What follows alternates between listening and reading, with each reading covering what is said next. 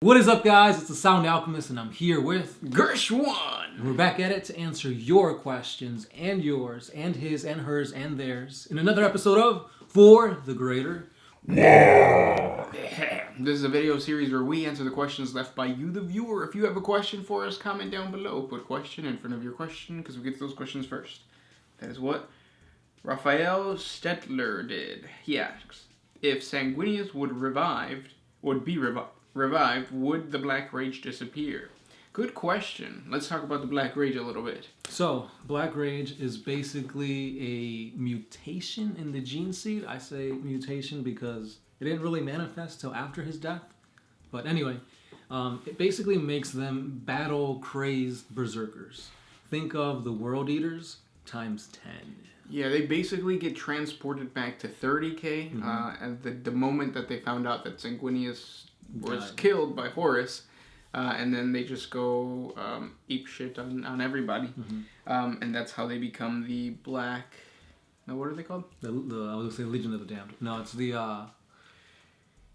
Death Guard. Death Guard. No, yeah. no, Death Company. Death Company. Okay. Yeah. Death Guard is the green guys, right? Yes.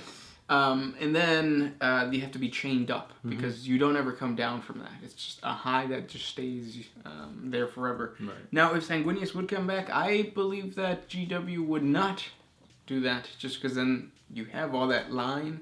What are they called? The Death Company. The Death Company that just completely disappears, and GW does not want that. Right. I mean, after all, you've got so much lore behind it. You've got like Corbulo that succumbed to his, inner demons. You got Astaroth, which is in charge of chopping off the heads of the Death Company if they become too crazed. Because they don't just attack enemies, they attack everybody. Yeah. So the answer is probably not. No. Right. And another weird thing is, though, like, since when Sanguinius died, it became like a psychic backlash that hit all his recruits. However, like, it still affects other, like, Blood Angels. Like, even the Primaris. Right, yep. So it's like all successor chapters? Yeah. Yeah, it's weird. I mean, I understand the Red Thirst, because that was a thing back in 30K. That was before his death. He was actually trying to figure out a way of curing that. But then the Black Rage happens, and it's just... Yeah, they're not looking too hot. A lot of diseases, so to speak. Next question. You have one? Yeah, this one's by Bunny Hop. What are your thoughts on the Vigilant campaign? So far... The stuff that the videos for Warhammer TV are amazing. Oh yeah. The reason that you guys have been seeing like a little step up in some of the editing in the videos is because I watched that Vigilant little short. It was like a minute long, and I realized, wait, I can do that kind of stuff. And because they're just dealing with still images, right? They just add all the effects. Yeah, so I was like, ooh, I'm gonna jump on that. As far as the lore and stuff, I need to read up on the lore. I know it's Gene Stealers versus Space Wolves, Orcs get involved, Eldar get involved, basically another mini Armageddon. Right. So far, I think it's looking like... I really thought they were going to set up like the return of Fulgrim or something. Yeah, I think it's time for a new Primarch to step up. Yeah. And I think Vigilus would be a good place for it to happen. However, it's probably going to happen near the end of the battle. You think so? Or it'll be like a huge shift in motions. Like, yeah, you have all these players, and out of nowhere, boom, Fulgrim shows up, claims this planet as a demon planet, and then you got Chaos in the mix. You're going to bring more Space Marines, and it's just going to be a huge campaign. Yeah. Even bigger than what it is now. Hopefully that's true, yeah. Or probably not. Since they've already invested so much into the Vigilance stuff. I don't know. How would you like them to introduce the Tau? Because the Tau aren't really like involved. No, so far. they're not. Well, recently I did a video on Farsight's Dawnblade, and I feel like that would be a great way to introduce them into anything, really. Use his Dawnblade. If it is like an Eldar Crone Sword, use that to tie into the Eldar and summoning their god or whatever. Or you could say that the Dawnblade is actually an ancient Old One technology, and then have that come into play with like it sending a message and the Adeptus Mechanicus intercepted or something like that. I don't know. Just have something to do, like, because I don't see the Tau doing anything right now because they're doing their 5th sphere expansion. Yep. And that's like its own thing. So hopefully they introduce them to that though. It's like the Dark Eldars. Like they get left in the dust too. Yeah, even though they're super easy to get involved. I mean, they're pirates. You could just say, "Oh, out of nowhere they appeared," and they'll be like, "Yeah, that makes sense." Yeah, we're here. Yeah. Next question comes from Juan G. How much does it cost to get into the tabletop? Tank top. Like the models, the paint, the books, the commissions, etc. Well, if you're serious about because there's two aspects to this. There's playing the game, and then there's the hobby, I guess. Mm-hmm. If you just want to play the game, just the tabletop, how much do you think an army would cost you? Like, you can get a good army for about painted and everything, like $250. $250, yeah. Yeah, so you're looking at $250, but you don't have to touch any of the modeling. You don't have to touch any of the paints or anything like that. I mean, if you literally just want to play it, it's only about like $100 or whatever the starter sets are. Yeah. So it comes with 2 armies. They come in one solid color, and then you can literally play the game right there. Oh, that's true. You don't even have to worry about that. Mm-hmm. You don't have to worry about painting it or anything. If you want to get involved in the hobby, don't think about the price, man. Because like the point is that you're having fun. You're painting. You're building lore. You're creating multiple armies. Then in that situation, it's kind of the same way. Like, well, how much does it cost to I don't know, what's something fun that you could do? Play basketball. You don't think about like, oh, how much does a basketball cost? How much do I have to spend on my shoes? How much do I have to spend on gym or like shorts and stuff like that? You just go out and you start doing it, I guess. Yeah. I mean, think of it as like getting like a junk car. You're gonna have to spend time building it, buying parts, repairing it and whatnot. And at the end, you're gonna have a really badass looking car. But it's more about the blood, the sweat, everything that goes into actually building it.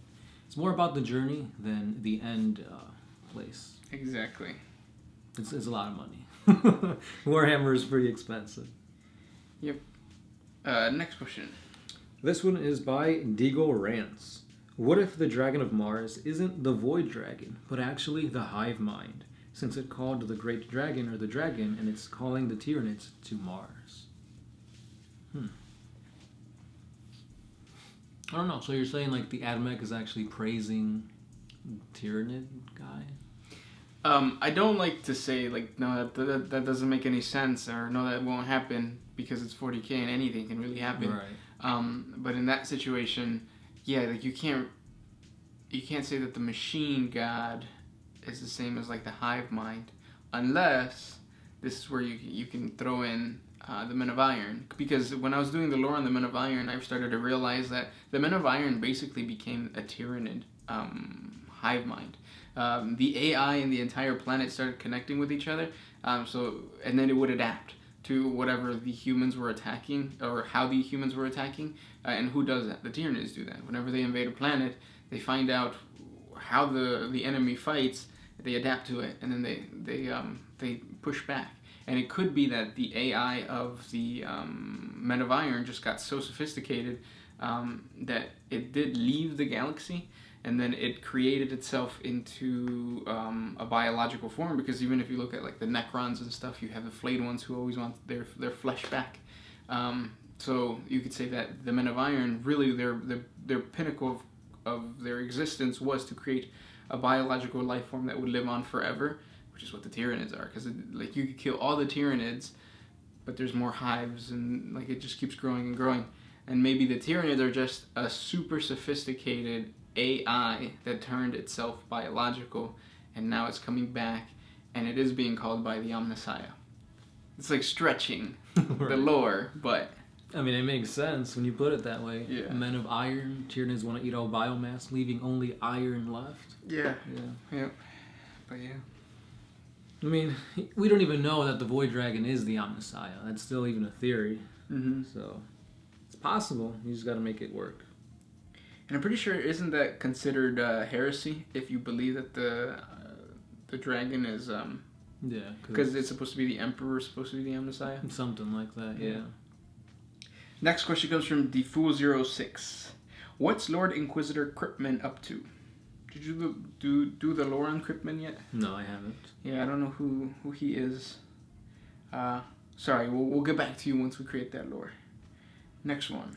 Another one by the Fool 06, and this one's one that you should know, because it's all about the orcs.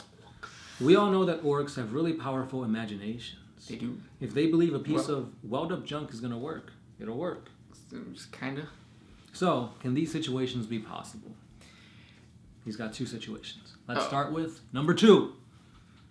An orc boy is only carrying a small pistol, but he imagines that the bullet will come out of it he imagines that the bullet that comes out of it has the same explosive power as a nuclear warhead.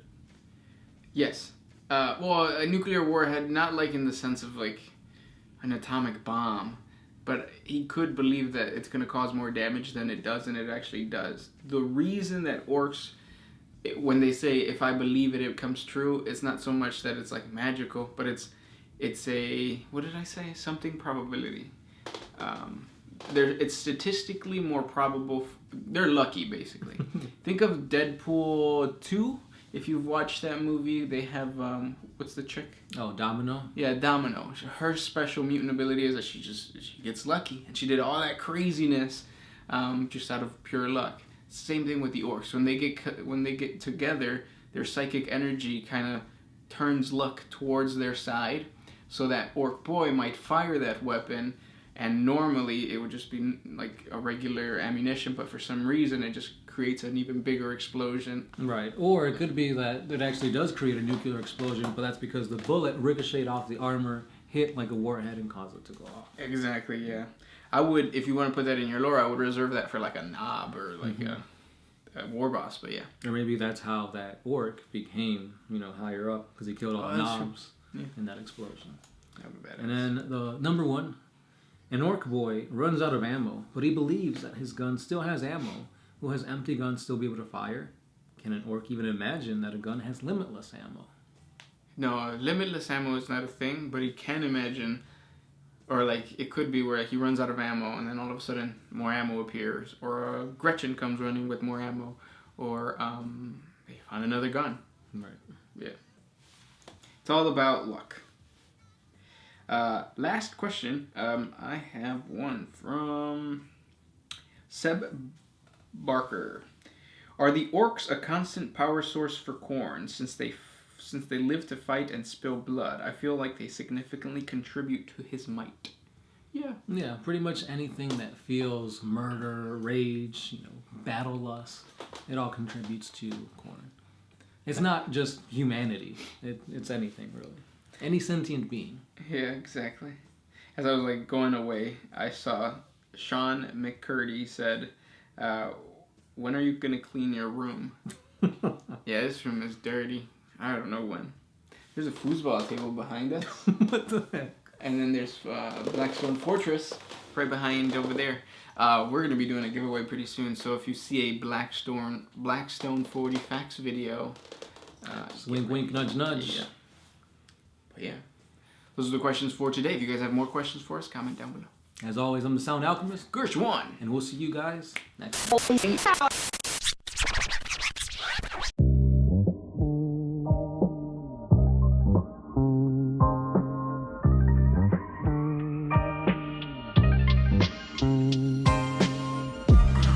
if you could put my freedom